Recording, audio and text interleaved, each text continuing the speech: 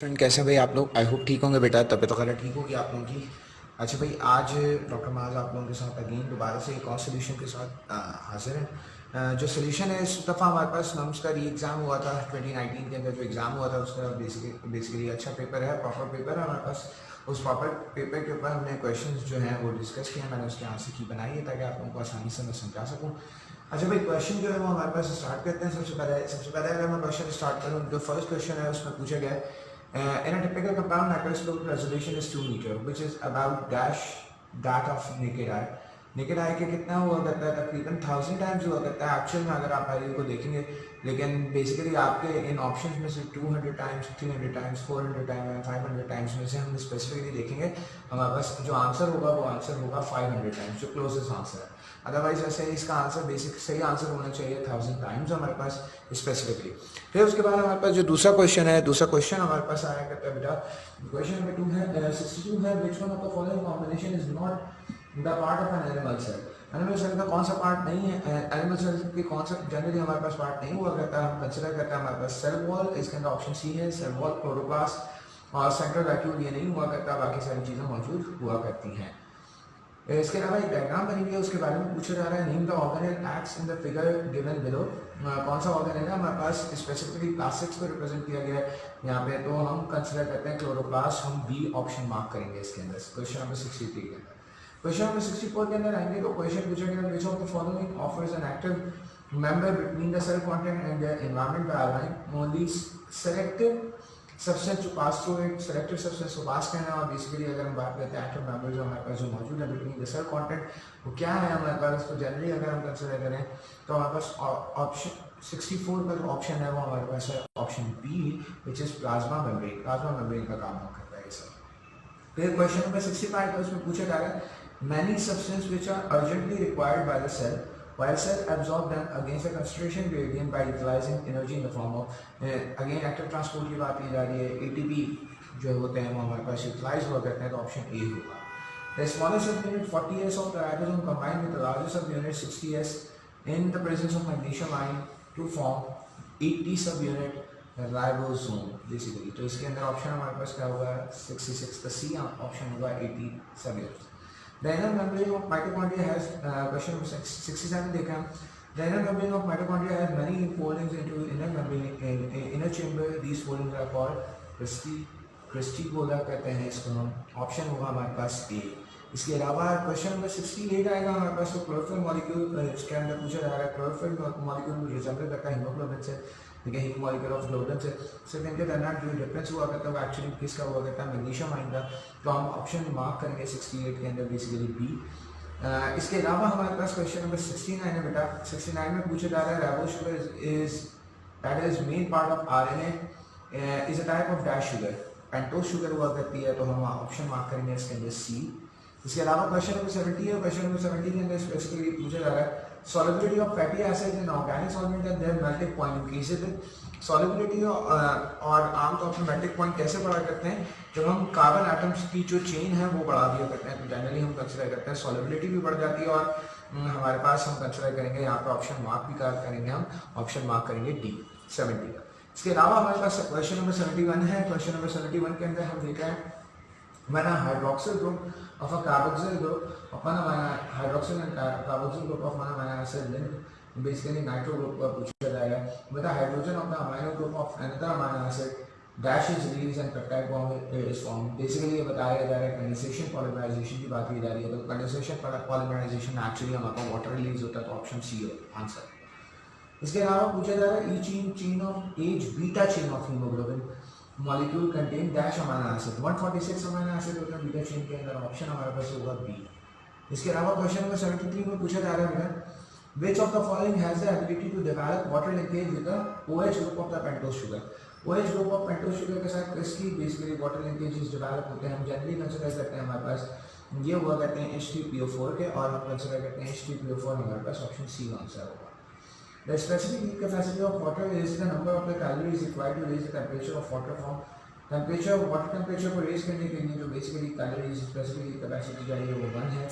Basically अगर हम consider करें 1 डिग्री सेल्सियस को टेम्परेचर को रेज करने के लिए, लेकिन रूम टेम्परेचर से लेंगे तो 25 को 26 डिग्री सेल्सियस में कन्वर्ट करने की बात करें। तो यहाँ ऑप्शन बी होगा।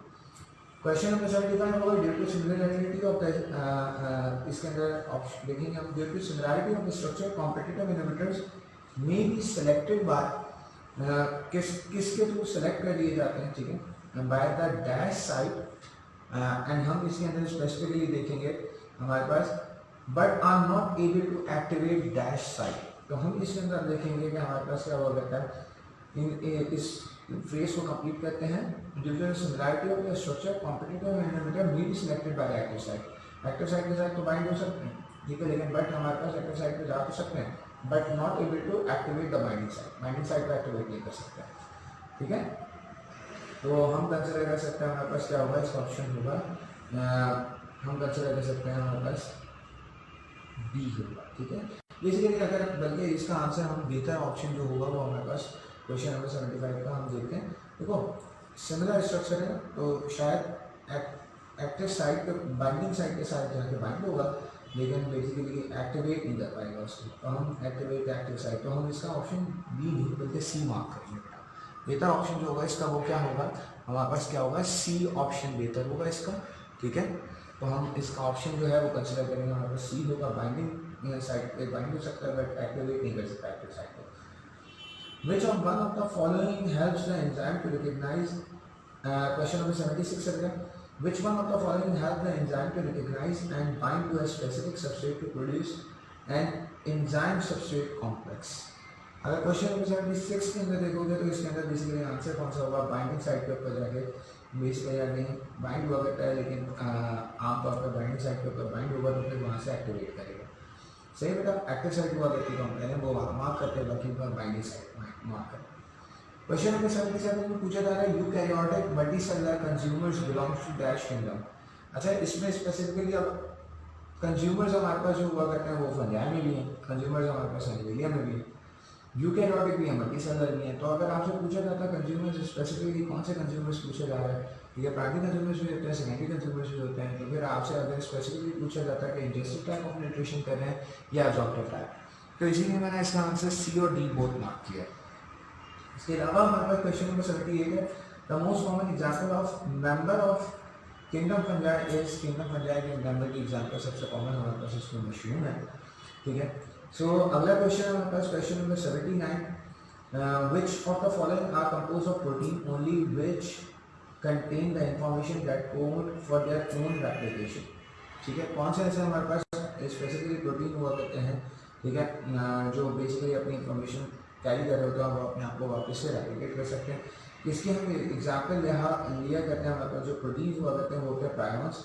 तो 79 का आंसर भी हमारे पास क्या होगा बेटा, यहाँ पे गलत का 79 का आंसर होगा हमारे पास प्रायोन्स हुआ करते हैं जो प्रोटीन लाइक स्ट्रक्चर होते हैं, ठीक है। इसके अलावा recent studies on HIV release that the virus infect and multiply in it but does not have cause disease in them. Basically ये मंकीज़ की बात कर रहे हैं, HIV मंकीज़ के अंदर SIV के नाम से हुआ है मशहूर, ठीक है। ऑप्शन ए होगा 80 का, विच मीन्स के बेसिकली हमारे पास HIV के अंदर एक ऐसी फैक्टर आ गए हैं कि वो मंकीज़ के अंदर जाते तो ज़रूर है लेकिन उसके अंदर इन्फेक्शन नहीं करा सकते। इसी तरीके से क्वेश्चन नंबर 81 है जिसमें पूछा जा रहा है some carotenoid present in plant also present in human high has the same function of broaden the absorption spectrum. Absorption spectrum को ब्रॉड कर देती है, ऑप्शन होगा इसका डी 81 का। इसके अलावा 82 क्वेश्चन होगा, उसके अंदर पूछा जा रहा है estimating relative carbon dioxide consumption and oxygen release during photosynthesis at different wavelength of light is termed as. अगर हम पूछ रहे हैं कि बेसिकली अगर हम यहाँ पे बेसिकली पूछा जा रहा है कि किस तरीके से ऑक्सीजन कार्बन डाइऑक्साइड कंजम्पशन और ऑक्सीजन रिलीज जो उसको अगर एस्टिमेट करें डिफरेंट वेवलेंथ ऑफ लाइट के ऊपर तो उसको बेसिकली बोला जाता है एक्शन स्पेक्ट्रम। वो हमारे पास क्या होगा, ऑप्शन ए होगा 82 का आंसर। इसके अलावा पूछा जा रहा है क्वेश्चन नंबर 83 में in the Calvin cycle the radiation power from NADPH is used during conversion of 1,3 biphosphoglycerate to bisphosphoglysate to glycerol aldehyde 3-phosphate, ठीक है। बेसिकली ऑप्शन बी इसके अंदर हमारे पास बेहतर आंसर होगा। इसके बाद अगर हम बात करते हैं क्वेश्चन नंबर 84 की, oxidation of phosphoglyceraldehyde during glycolysis yields dash molecule. Generally consider करते हैं फॉस्फोग्लाइसर एल्डिहाइड जो होते हैं वो बेसिकली हमारे पास क्या कौन सा मॉलिक्यूल प्रोड्यूस करते हैं, वो ATP मॉलिक्यूल प्रोड्यूस करते हैं। FAD yields बेसिकली अगर हम फॉस्फोग्लाइसर एल्डिहाइड की बात करें तो फॉस्फोग्लाइसर एल्डिहाइड बेसिकली एक जो अगर हम कंसिडर करते हैं तो हमारे पास ATP का मॉलिक्यूल डील करते हैं. FADH2 is produced during which step of Krebs cycle? Basically जब सक्सेनेट को फ्यूमेट में कन्वर्ट करते हैं फर्दर हमारे पास फ्यूमेट कन्वर्ट हो जाता है किसके अंदर. जनरली अगर हम कंसिडर करें तो सक्सेनेट से फ्यूमरेट बनता है, हमारे पास फ्यूमरेट से बेसिकली मिलेट बनता है. तो जब फ्यूमरेट से मिलेट बनता है तो इसका ऑप्शन डी होगा, विच इज 85 का ऑप्शन डी होगा बेटा. फ्यूमरेट से मिलेट बनता है तब हमारे पास क्या हुआ करता है आमतौर पर FADH plus H positive produce होता है. क्वेश्चन नंबर 86 में पूछा जा रहा है lactic acid fermentation is a type of anaerobic respiration that occurs in human muscle cell. It yields only -% of the energy present in glucose molecule. Basically इसका answer होना चाहिए 5%, क्योंकि हमारे पास lactic acid fermentation 2 ATP produce करता है, ठीक है. और हमारे पास टोटल ओवरऑल ATP जो प्रोडक्शन हुआ करती है वो 38 to 40 ATP प्रोड्यूस हुआ करते हैं नॉर्मल हमारे पास ग्लूकोज मॉलिक्यूल. तो हम कंसिडर करते हैं अगर 38 या 40 का अगर हम जैसे 2 जो है उसका अगर परसेंटेज निकालें तो वो बेसिकली 5% के आसपास मिलता है. तो हमारे पास आंसर क्या होगा बेटा, आंसर इसका 4% लग रहा है, करीब करीब कम 4% लगा है. क्वेश्चन नंबर 87 आपसे पूछ रहा है chest cavity is bounded by the ribs and muscles on the sides while the floor of the chest cavity is basically diaphragm हुआ करता है. हम कंसिडर करते हैं ऑप्शन डी इसका आंसर होगा. क्वेश्चन नंबर 88 में ब्लड पीएच डिक्रीज होती है तो एच प्रोटॉन आयन बढ़ जाते हैं, जिसकी वजह से बेसिकली हमारे पास हीमोग्लोबिन से बाइंड होते हैं और उसकी ऑक्सीजन बाइंडिंग कैपेसिटी को कम कर देते हैं. सही तो ऑप्शन ए इसका आंसर होगा 88 का. 89 में पूछा जा रहा है कोई इरिटेटिंग सब्सटेंस जो होगा स्मोकर स्मोक्स में वो स्मोकर्स को ऑफ कराता है और बर्स्ट करा देता है, किसको अल्वेलाई को बर्स्ट करा देता है बेटा. ये एम्फाइसिमा भी कराता है और COPD भी कराता है, क्रॉनिक ऑब्स्ट्रक्टिव पल्मोनरी डिजीजेस होती हैं.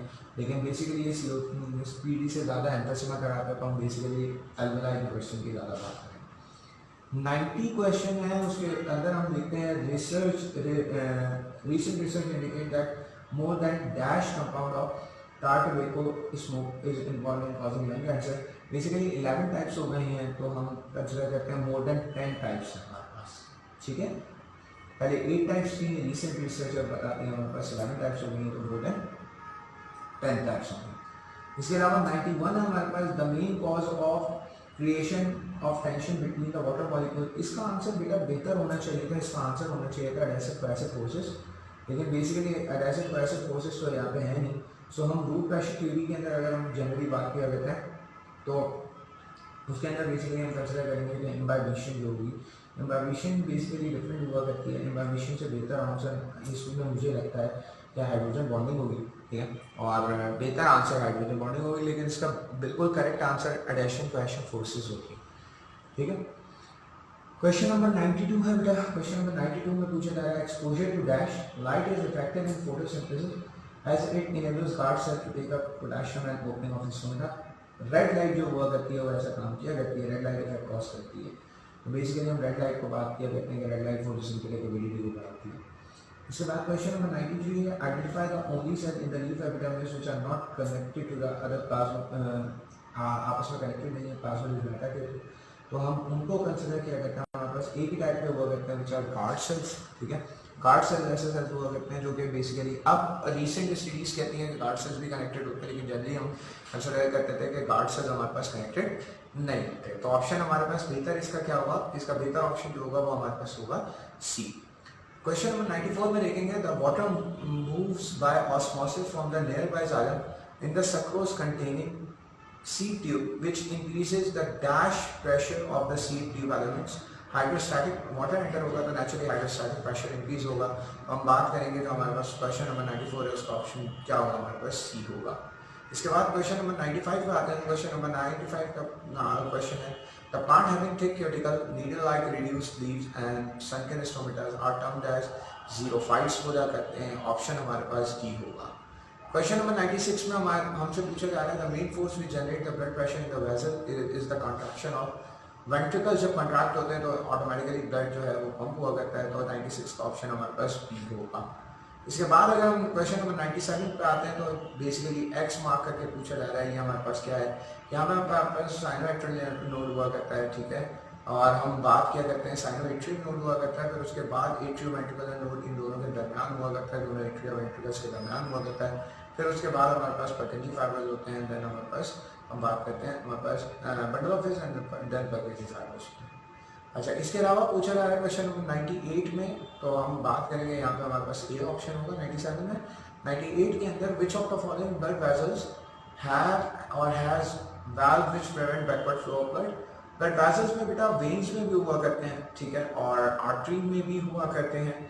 Basically all of the above better option होता अगर हमारे पास अगर या तो अगर हम कैपिलरीज को हटा देते, बट 90 क्वेश्चन नंबर 98 के अंदर हम स्पेसिफिकली मार्क क्या करेंगे, जब ऐसा आ जाएगा तो हम आर्टरी या वेन में से कोई एक मार्क करेंगे, ठीक है। स्पेसिफिकली कुछ आर्टरीज के अंदर होता है, बाकी ज़्यादातर वेन्स के अंदर होता है, तो हमारे पास मेजर ऑप्शन बी मेरे हिसाब से लगता है, मुझे सही लगता है। मैं बी मार्क कर, मैं अगर होता तो मैं देता मार्क करता बी।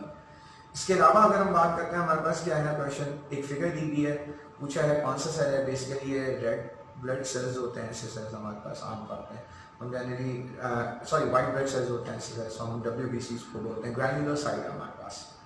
फिर फर्दर अगर स्पेसिफिकली अगर इसमें पूछना चाहते हैं, प्लाज्मा सेल इन्होंने अलग से दिया हुआ, ठीक है, प्लाज्मा सेल हो सकता है, बिल्कुल हो सकता है, लेकिन स्पेसिफिकली इन्होंने WBC के अंदर सारी टाइप ऑफ सेल में आ जाता है, ठीक है।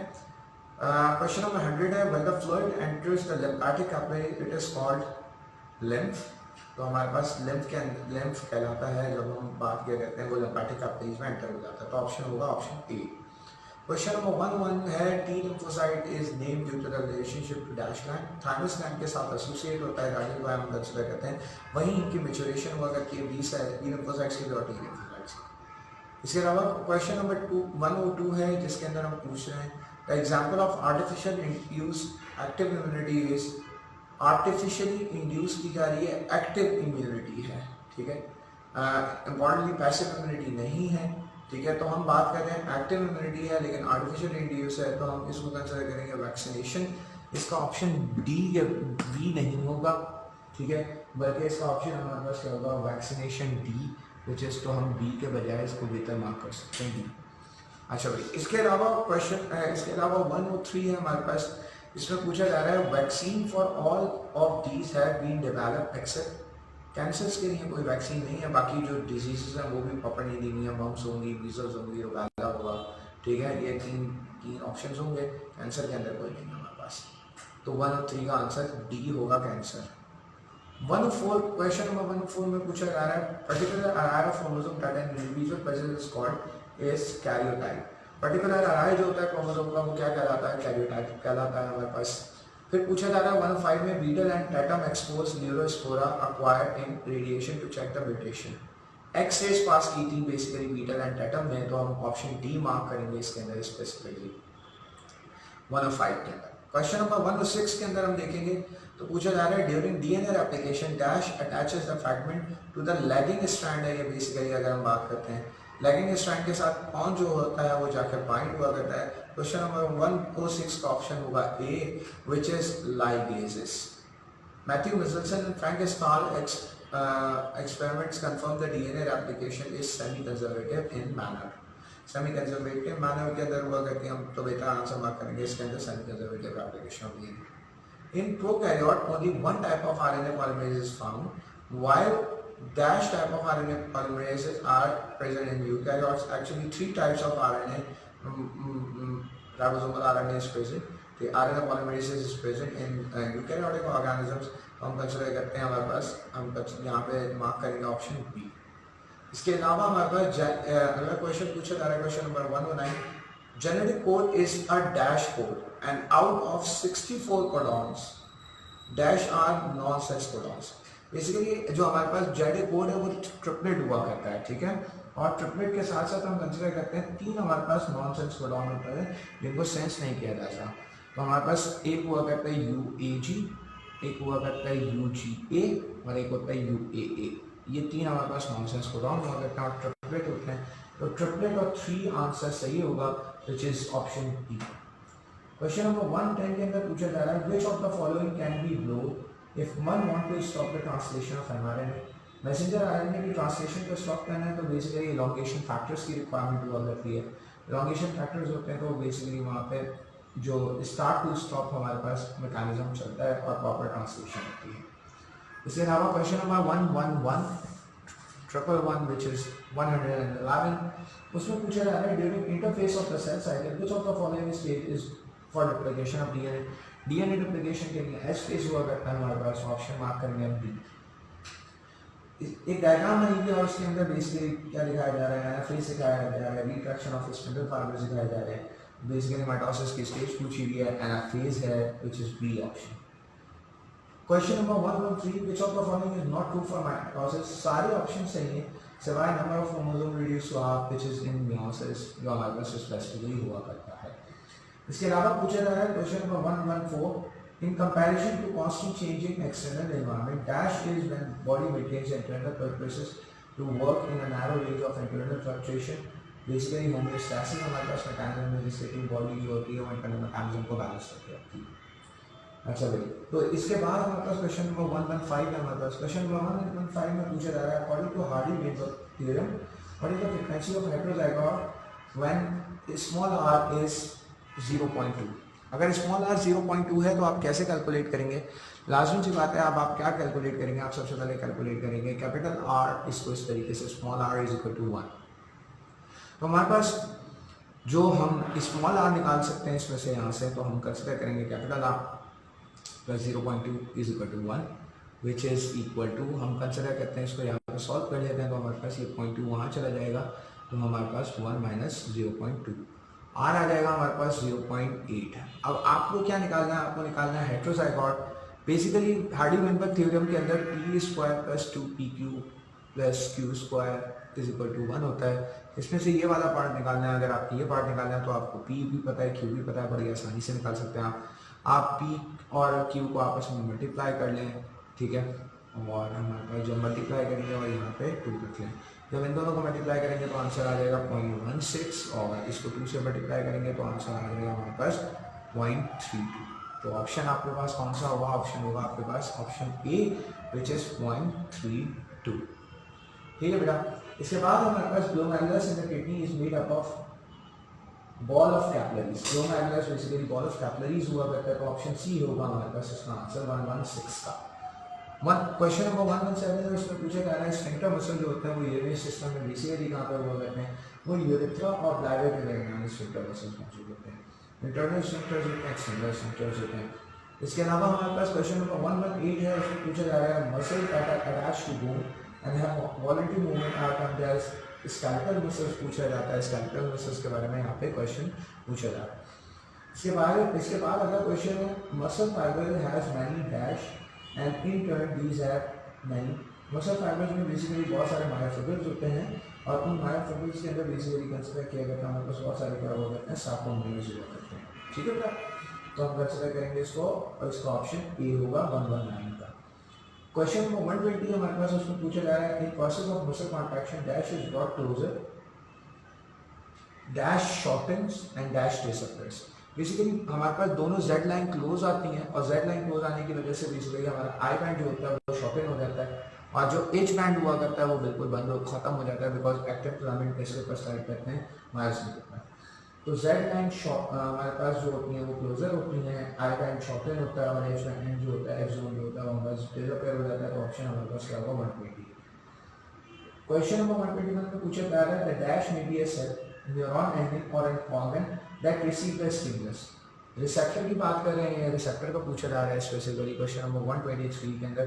तो यहाँ पे 121 के अंदर तो इसलिए रिसेप्टर का पूछा जाता है, इसके अंदर रिसेप्टर ऑप्शन होगा which is option B. Question number 122 के अंदर बेसिकली पूछा जा रहा है the dash is a main nutritional part and is concern with the biosynthesis of the material necessary for neuron. Neuron की तमाम चीज़ों के लिए बनाने के लिए बेसिकली हमें कौन चाहिए? यहाँ न्यूरोग्लाइल सेल्स होते हैं। सपोर्टिव फ्रेमवर्क बात करते हैं तो अच्छी बात होती है, लेकिन इसके हिसाब से ऑप्शन सी सोमा बेहतर ऑप्शन होगा हमारे पास। Direction of reflex action is from basically reflex action कैसे बनता है? रिसेप्टर से सेंसिंग न्यूरॉन में जाता है, फिर एसोसिएटिव न्यूरॉन में जाता है, देन जो होता है मोटर न्यूरॉन और मोटर न्यूरॉन से डायरेक्टली इफेक्ट होता है। तो ये हमारे पास बेसिकली मैकेनिज्म होता है। ऑप्शन बी इसका आंसर होगा, बी फॉर बॉल। इसके अलावा क्वेश्चन नंबर 124 में पूछा जा रहा है resting membrane potential of neuron is dash -70 reward while driving active membrane potential inner membrane surface become more positive than outside. Active memory potential जो होता है वो क्या हो जाता है, मोर पॉजिटिव हो जाता है। इसके अलावा क्वेश्चन नंबर 125 में पूछा जा रहा है neuro transmitter trigger action potential in the post synaptic neuron by changing the permeability of the certain dash.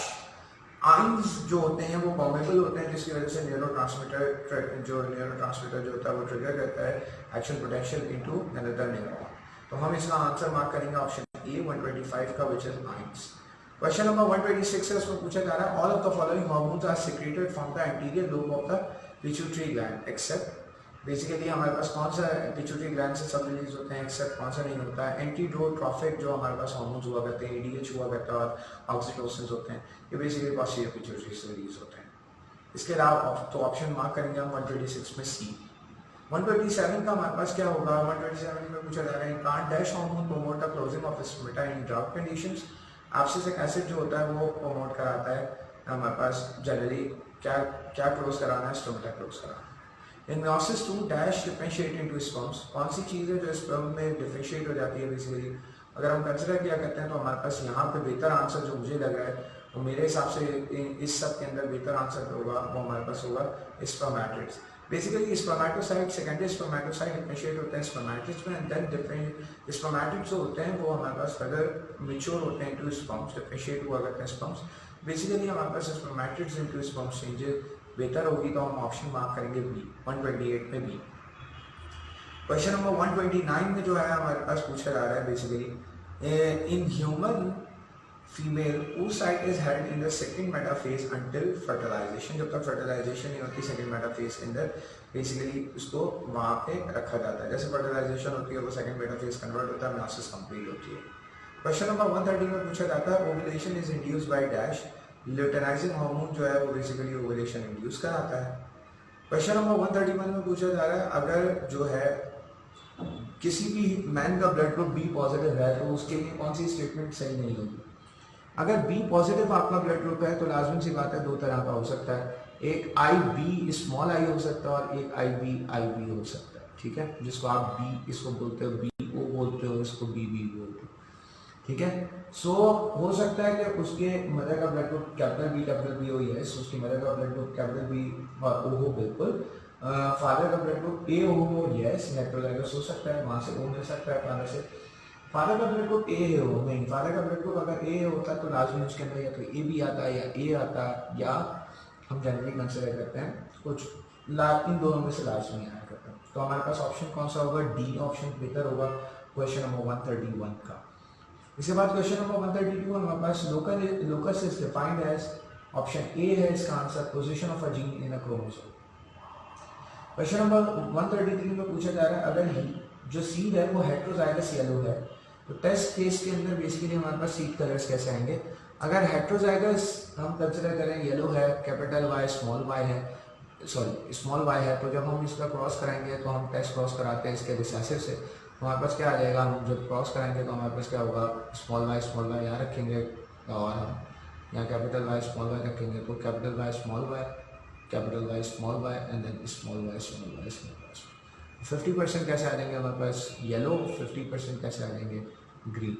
तो हम इसका आंसर मार्क क्या करेंगे, हमारे पास ऑप्शन होगा सी, मेरे ख्याल से आई थिंक सी ऑप्शन है, यस सी ऑप्शन है इसका, तो वो हमारे पास इसका आंसर होगा। Yes question number 134 which one is not a continuous trait. Basically tongue rolling ability जो है वो नॉट अ कंटिन्यूअस ट्रेट, कुछ होती है कुछ नहीं होती है।